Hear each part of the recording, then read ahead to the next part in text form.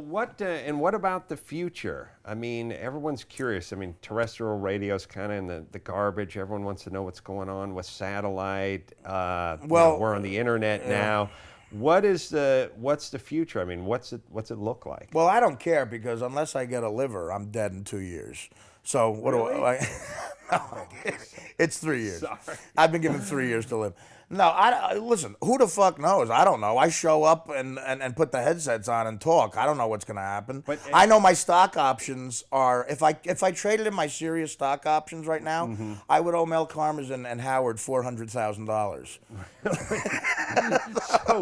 So I mean, obviously the stocks in the shitter, the whole economy in the shitter. It's an economy thing, right? I mean, look. Listen. People say Howard isn't as powerful as he once was. Listen, since we've been at Satellite, I sold out Carnegie Hall in 3 hours. Gary gets offered to do national shows and throw out a first pitch like a fag. Yeah, I heard that whole show. I wrote a book that debuted #1 on the New York Times bestsellers list. Howard doesn't have any more power. I mean, I'm a longshoreman. My book debuted #1 over Barack Obama's book.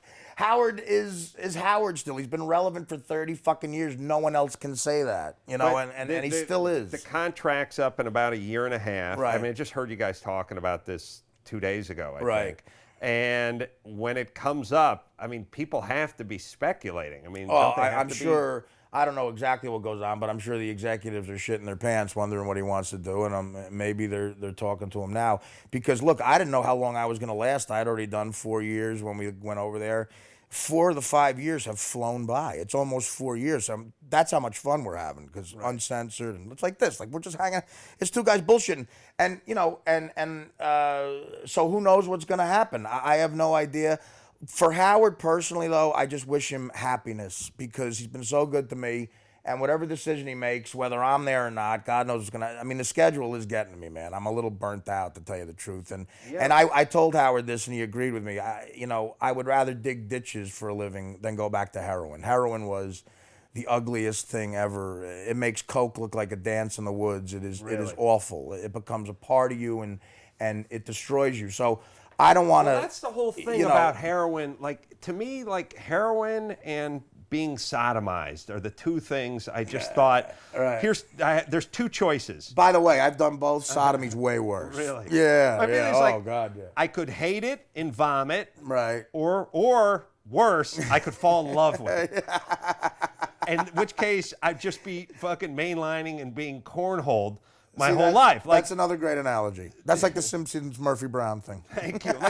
So there are certain things in life where it's like, if it turns out, if it doesn't turn out so great, then you had a horrible experience and rectal bleeding. And if it turns out great, then you're fucked because for the rest of your life, you're into this. Well, let me explain this to you. Here's how great heroin is.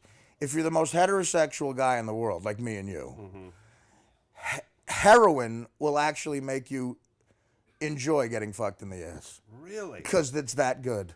Why do you think homeless guys can fall asleep on an empty beer bottle instead of a pillow? Right. Nick DiPaolo has a great joke about that. Because they're on heroin. Right. Heroin makes everything better, man. Everything. Heroin doesn't make you forget your troubles. It makes you not give a shit about them.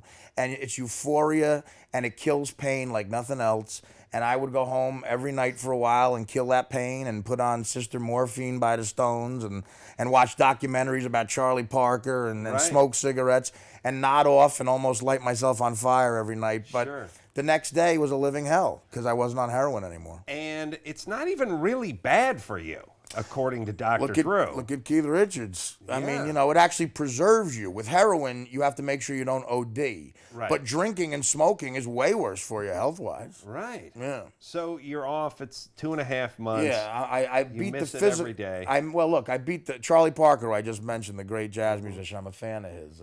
He died of a Bird. He died of a heroin overdose when he was 34. In 1955, I think, and the coroners thought he was 70. Like, the coroner wrote down 70. He had a great line about heroin that I've said on the Stern Show. I think it's real profound. He had been clean for a couple of months, and his wife said, "How you feeling?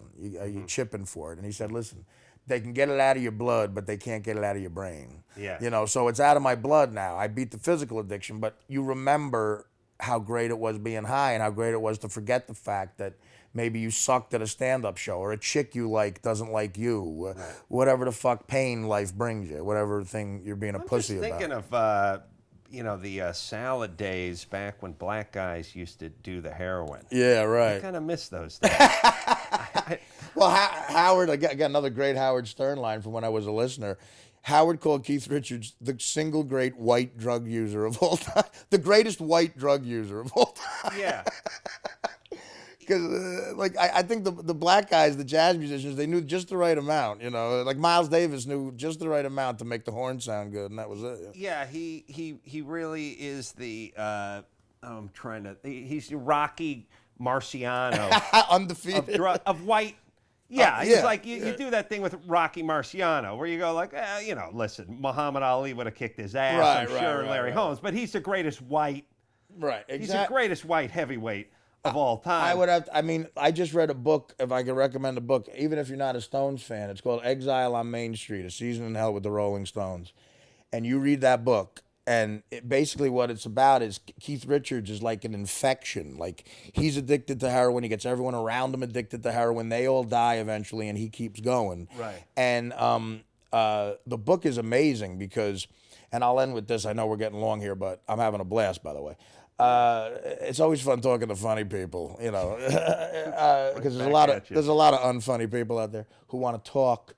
But the main gist of it is the Stones, after I think Sticky Fingers, were broke for some reason, so they had to get out of England to beat the tax laws. So they decided to do their next album, which was Exile on Main Street, in France.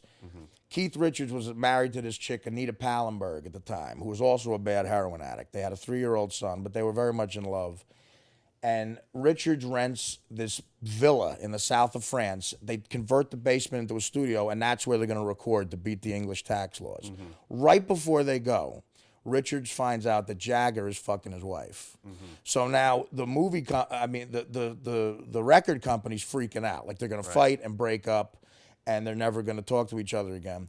But the English are very stoic, you know. The book claims to this day they have still not confronted each other about it. Really? But Richards knew this. So they go to France to do the album. So instead of yelling at him, Richards was very passive-aggressive about it. He would tell them, all right, it's my house. Get here at noon and we'll start recording. So Jagger, Bill Wyman, Charlie Watts, they'd all show up at noon. The way the Stones work was Richards wrote the music. Jagger then wrote the lyrics. So they couldn't do shit till Keith Richards wrote the music. So they get there at noon. Richards would stay up with the wife, who he knows Jagger fucked, doing heroin upstairs.